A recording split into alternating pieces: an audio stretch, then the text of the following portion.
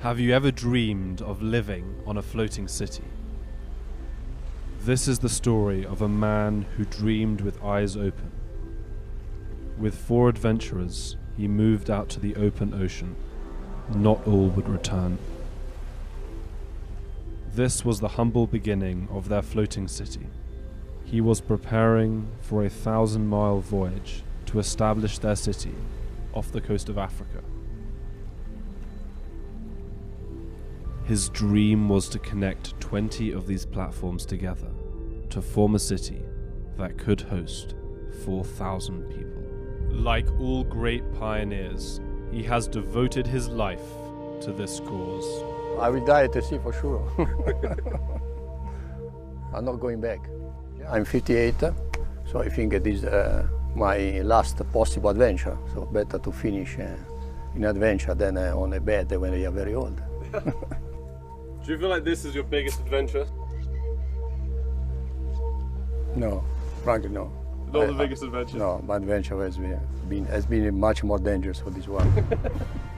With a high-speed internet connection, he served as the ambassador for the African nation of Liberia, making this, in some sense, an embassy.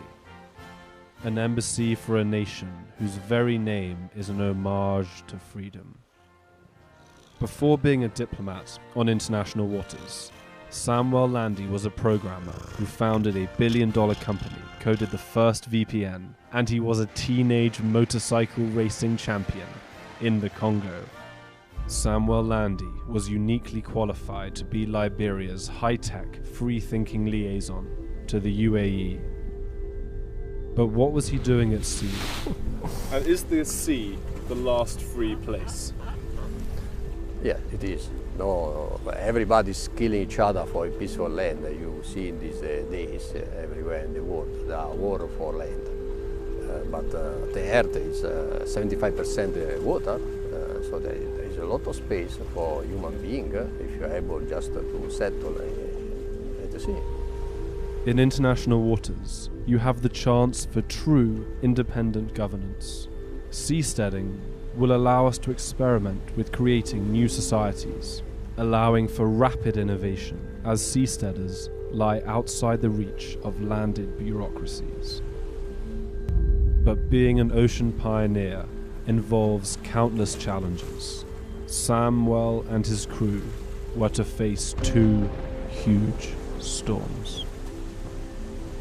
The first sunk his tugboat, leaving him without food for a month. And what did you eat when you were cut off from the mainland for a month and you couldn't get any supplies? What did you do? We started to catch fish.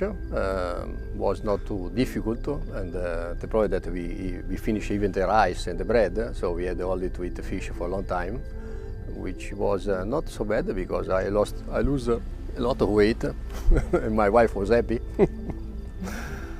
Samuel's dream was that 4,000 people would live on his floating city. You're a friend, right? Okay, you can stay, no problem. But first, he had to convince his wife to join. The situation is not so good for a lady. Yeah, your wife will probably live here all the time when there's a spa. Yeah, she will move here for sure. But this was not meant to be. On February the 2nd, 2024, disaster struck. The events that transpired are unclear, but we do know a huge storm split the barge in 2. 2 people were found alive, shipwrecked. Samuel was not among them.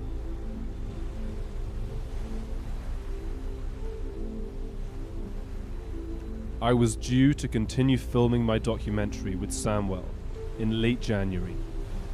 A strange turn of events delayed my return to the barge. I was to accompany Samuel on a 1,000-mile voyage across the open ocean to a lost submerged continent off the coast of Africa. I set out to make a documentary about city-states, micronations, and seasteading, but with Samuel's untimely death, many questions remain unanswered. Who was Samuel Landi? How did he become a key advisor to 3 generations of Liberian presidents? What events occurred when a billion-dollar company he created collapsed? What drives a man to choose to live in international waters? What would life have been like on his city-state? To fund this documentary, email maverickmoves@protonmail.com.